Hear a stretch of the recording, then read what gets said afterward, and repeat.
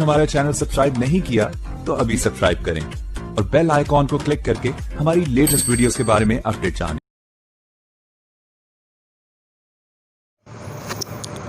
नमस्कार, दरभंगा समाचार में आपका स्वागत है। दरभंगा स्नातक विधान परिषद क्षेत्र के उम्मीदवार सर्वेश कुमार, जो कि एक बैंकर के साथ साथ लोक सेवक के तौर पर 1993 से 2010 तक अपनी सेवाएं दे चुके हैं, अपने वोटरों से मिलकर अपनी बात रख रहे हैं, जिसमें वह अपनी ईमानदारी, कर्मठता, समझदारी, अनुभव और समर्पण की बात करते हैं। अपने द्वारा दी गई सेवाओं का जिक्र करते हैं। आइए सुनते हैं आगे उन्होंने और क्या कुछ कहा। हमने जाके तो डेवलप किया नहीं, हमारे देश के लोगों ने जाके यूरोप और अमेरिका को डेवलप नहीं किया। हमारा योगदान कुछ हो सकता है, लेकिन उस डेवलपमेंट की ग्रेट नहीं हो सकती। हमारे देश को डेवलप करने के लिए हमारे देश के लोग चाहिए, आप चाहिए, हम चाहिए, सब मिल करके चाहिए। ये हमारे भारत के संविधान में कहाँ से शुरू करते हैं? हम भारत के लोग, we the people of India. यहाँ पावरफुल कौन है? We the people of India.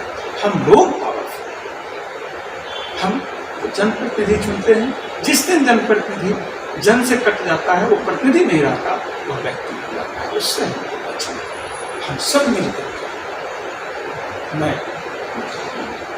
मतदाता बंधुओं से, भाइयों से, बहनों से, बुजुर्गों से अपील करूँगा, एक मौका से इसमें। ये मेरा व्यक्तिगत विषय है कि मैं समाज के प्रति अपना ऋण उतारना चाहता हूँ, लेकिन यह जन जन का विषय है, समाज का विषय है। समाज व्यवस्थित हो, समाज शिक्षित हो, समाज समृद्ध हो, ये सबका विषय है। सब लोग इसमें होंगे।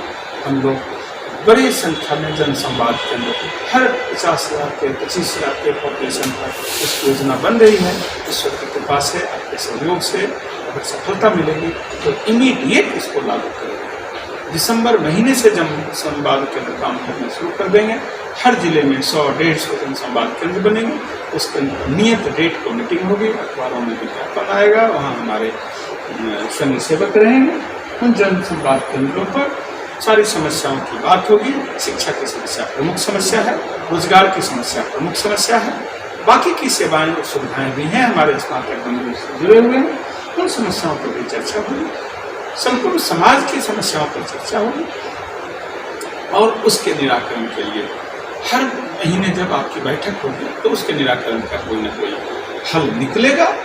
और मुझे इस देश की जनता में, इस समाज में, इसकी ताकत में बहुत विश्वास है, अगाध श्रद्धा है। ना कोई जा सरकार को तय करनी है। मूल बात जो शिक्षा के क्षेत्र में मैं आता हूँ, दुनिया भर में विश्वविद्यालय की हायर एजुकेशन की रैंकिंग होती है, दुनिया भर में रैंकिंग होती है।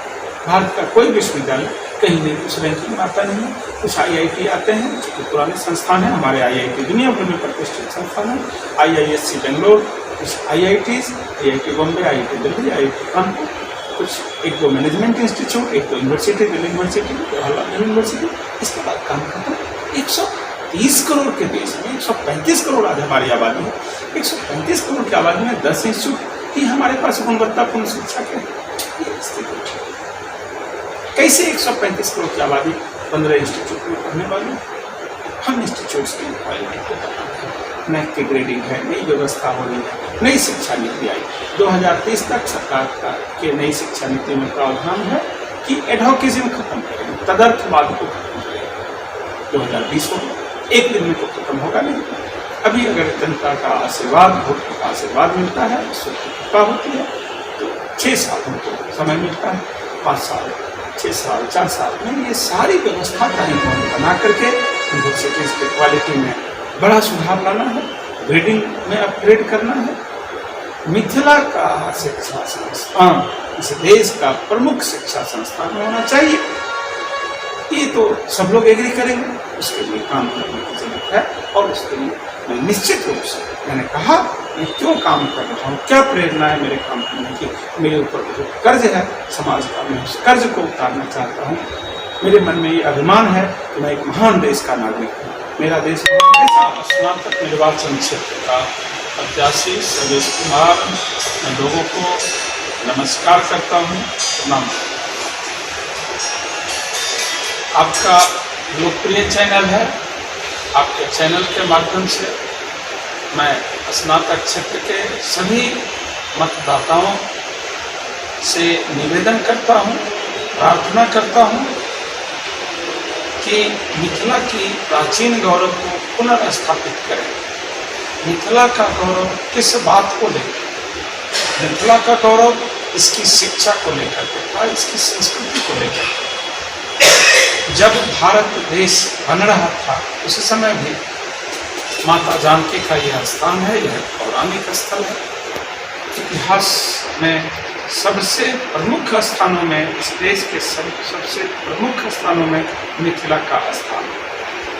माता जानकी के इस स्थान पर, इस पवित्र धरती को मैं नमन करता हूँ। यहाँ के मतदाताओं को मैं प्रणाम करता हूँ। कई सारी बातें हैं। मैं बेगूसराय का हूँ। मैं पूर्व में सिविल सर्वेंट था। यूपीएससी 1990 के एग्जाम से मैं भारत सरकार के लोक सेवक के रूप में 17-18 वर्ष तक सेवा किया। इसके बाद सामाजिक और राजनीतिक काम में मैं लगा। मैं बेगूसराय जिले के मटिहानी विधानसभा 144 जिसका नंबर है 144, उससे एक बार निर्दलीय चुनाव लड़ा, दूसरी बार भारतीय जनता पार्टी के टिकट पर 2015 का चुनाव लड़ा। 2020 का चुनाव मैं दरभंगा स्नातक क्षेत्र के मतदाताओं के सहयोग और समर्थन से लड़ना चाह रहा हूँ। मुझे लोगों ने सलाह दी कि सर, आप शिक्षित समाज बनाना चाहते हैं, आप शिक्षा को फोकस करके चुनाव लड़ते हैं, तो शिक्षा की जो जगह है विधान परिषद में नियत जगह है, शिक्षक या स्नातक, इसमें से किसी से चुनाव लड़ें। शिक्षक निर्वाचन क्षेत्र में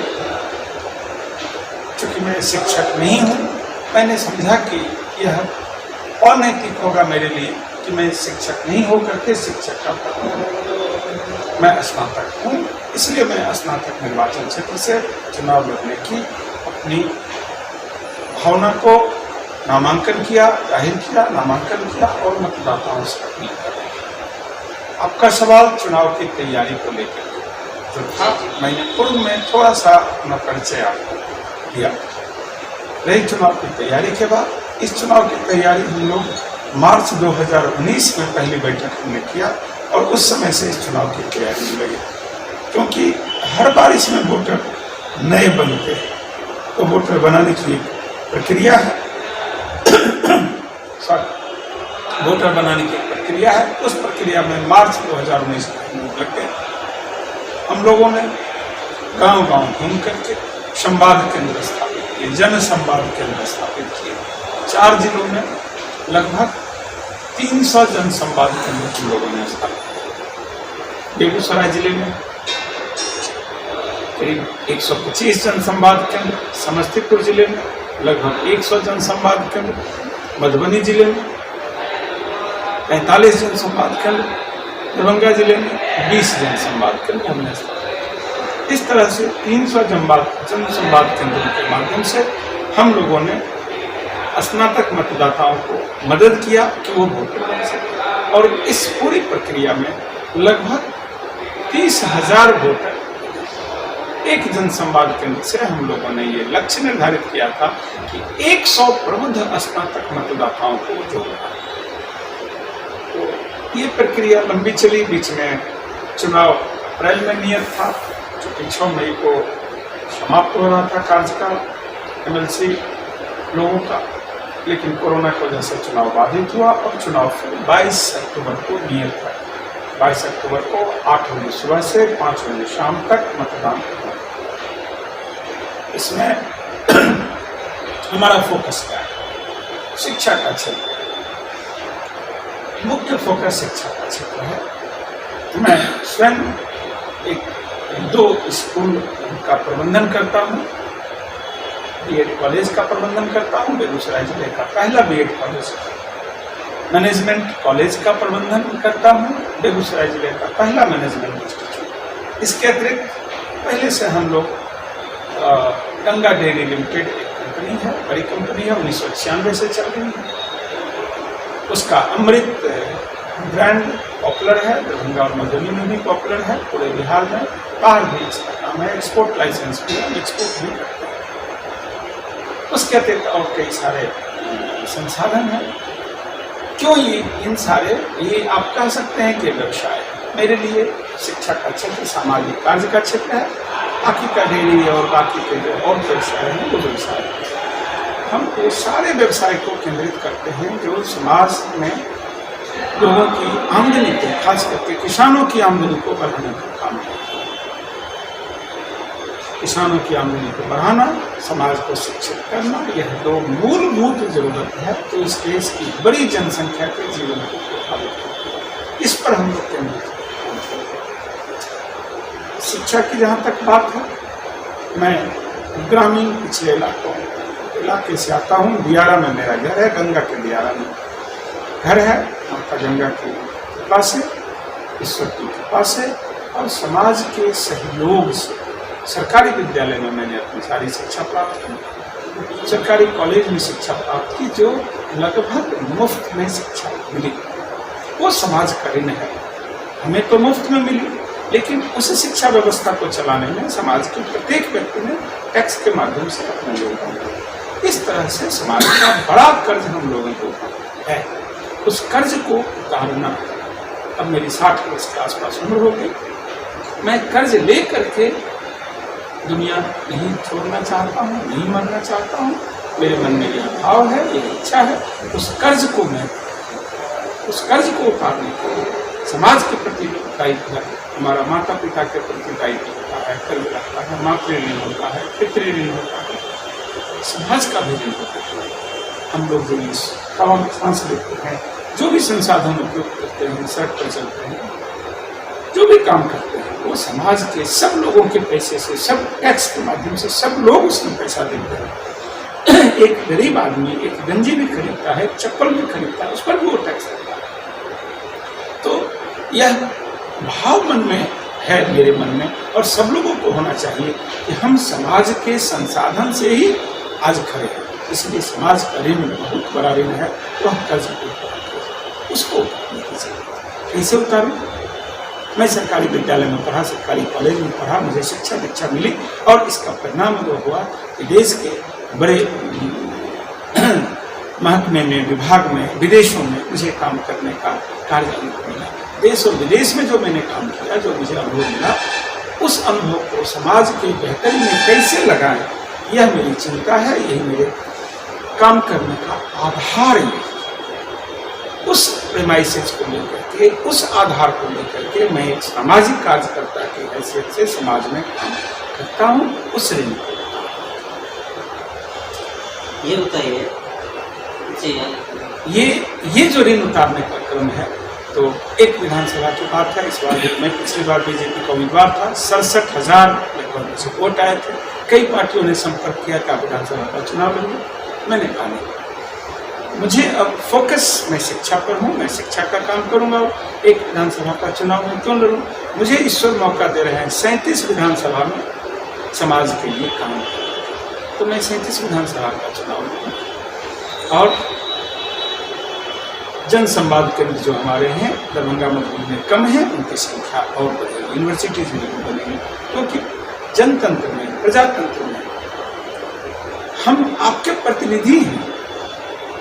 आप जो कहेंगे उसी का प्रतिनिधित्व हमको करना है। अपने मन से अगर कुछ करता हूँ तो मैं आपका प्रतिनिधि नहीं रह गया, फिर मैं व्यक्ति हो गया, व्यक्ति विशेष हो गया। जब कोई व्यक्ति अपने खुद का मुख्तार बन जाता है तो वो अपने फायदे की, मुझे समाज के फायदे की बात करना है। तो समाज में जन संवाद केंद्रों की बड़ी संख्या बनेगी, जहाँ विद्यार्थी भी आएंगे, जहाँ शिक्षक भी आएंगे, जहाँ समाज के दूसरे वर्ग के लोग भी बैठेंगे, सब लोग मिल करके स्थानीय समस्याओं पर विचार करेंगे। हम उन जन संवाद केंद्रों के माध्यम से उन समस्याओं के निराकरण की व्यवस्था करेंगे। अब विषय है, कहीं स्कूल में शिक्षक नहीं, तो शिक्षक नहीं है, मैं कैसे जानूंगा जब तक आपसे बात नहीं करूँगा। किसी स्कूल में पढ़ाई की गुणवत्ता में थोड़ी कमी है, कहीं कोई बिजली नहीं है, कहीं अस्पताल में डॉक्टर नहीं है, कई सारी समस्याएं समाज में हैं, और इसके लिए आप समाज के लोग प्रतिनिधि होते हैं।